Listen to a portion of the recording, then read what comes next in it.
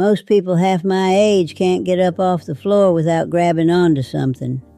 I do it every single morning, 84 years old, and my doctor calls me a rare gem. I don't say that to brag. I say it because it scared me. If what I can do is rare, what on earth is happening to everybody else? My name is Shirley Mae Dawson, born in 1940, little farmhouse outside Decatur, Alabama. Raised 4 children, buried my husband Harold, survived a hip scare at 71 that nearly finished me.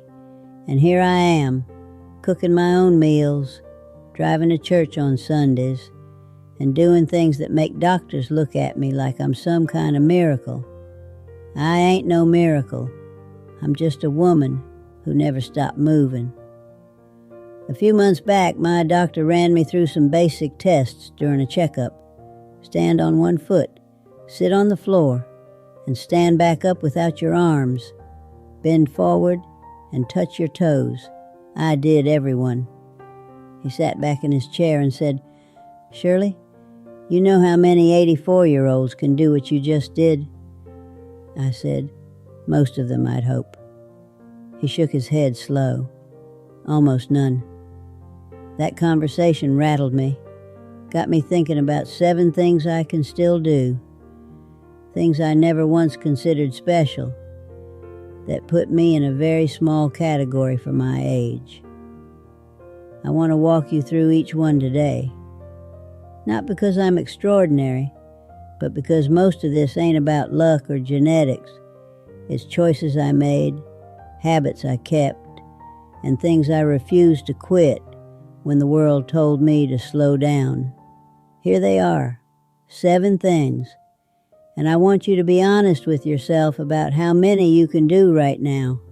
Number 1, I can get up off the floor without using my hands or knees.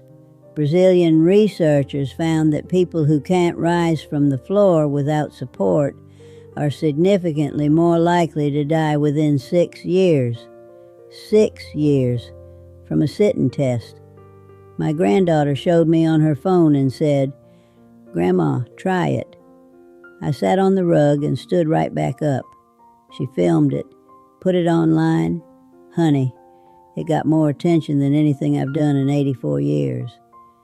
But here's why I can still do it. I never stopped getting on the floor. I garden on my knees.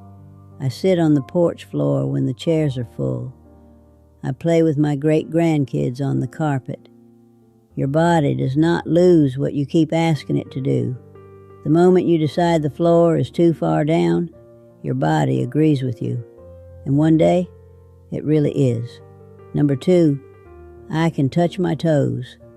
Now listen, I ain't folding myself like those yoga women on television, but I reach past my ankles, and at 84, that puts me ahead of most people in their 50s.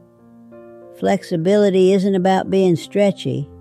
It's about your fascia, that web of tissue wrapping everything inside you, staying soft and hydrated instead of drying out like old leather in the sun. Every morning, before my feet even touch the floor, I stretch in bed, knees to chest, twist side to side. 3 minutes. Been doing it since my 40s when my back started hollering at me. 40 years of 3 minutes a day. That's the whole secret, honey. There is no secret. Just showing up. Number 3. I sleep through the night without a single pill. This one gets people. Most folks my age are on something. Melatonin, Benadryl, prescriptions, Lord knows what. And I don't judge because I understand. Sleep gets harder as you age. Your body makes less natural melatonin.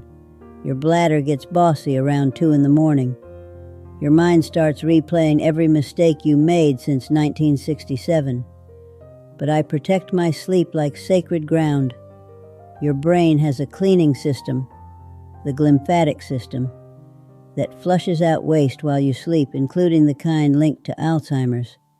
When people say, "I'll sleep when I'm dead," I think, well, you might get there faster than you planned. I stop eating by 6.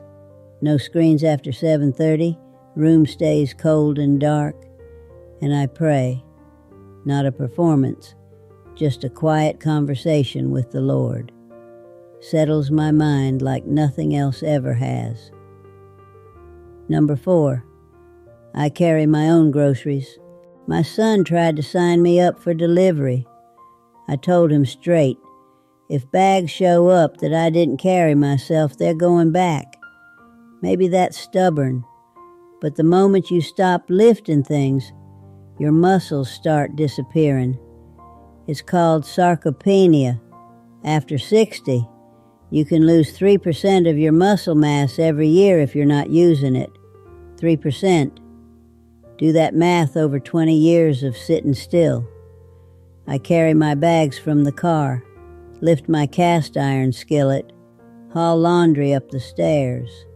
Not to prove anything, because the day I can't is the day I start leaving faster. Number 5. I can stand on one foot for 30 seconds. Sounds silly until you know that balance is the number 1 predictor of falls in older adults. Falls are the leading cause of injury death over 65. A broken hip at my age? Nearly 30% of people over 80 who break one don't survive the year.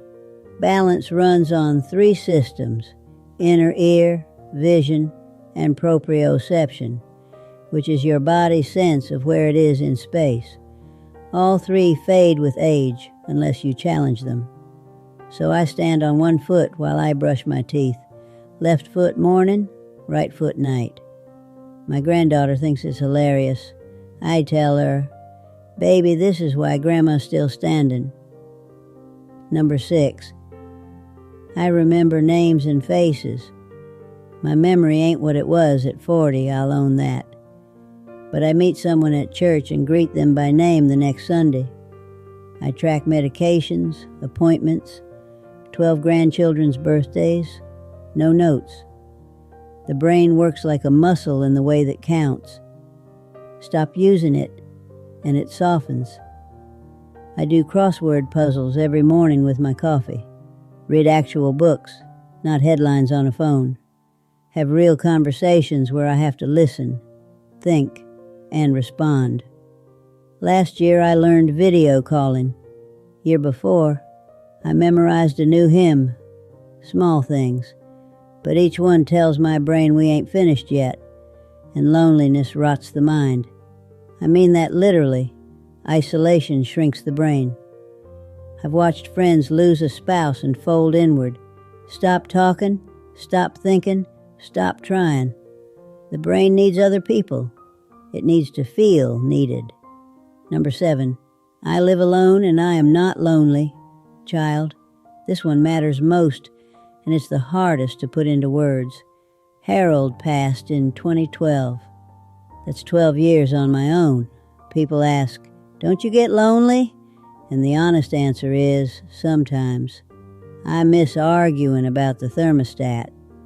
Miss hearing someone breathe in the house at night. Miss being touched by someone who truly knows me. But lonely and alone ain't the same word. I've got my church family. My neighbor Linda, who brings tomatoes and gossip from the beauty shop.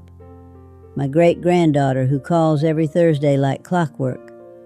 I've got my morning routine, my prayers, my garden, and my purpose. Purpose. That's the word nobody wants to say out loud. You can eat right, sleep right, stretch every morning, carry your own weight, and balance on one leg, and still die inside if you don't have a reason to open your eyes. My reason is small. Feed the birds at 6:15, water the tomatoes, call somebody who might need to hear a voice. Nothing grand, but it's mine, and it is enough. My doctor called me a rare gem, and it made me proud for about 5 minutes. Then it made me sad, because not one of these 7 things is extraordinary.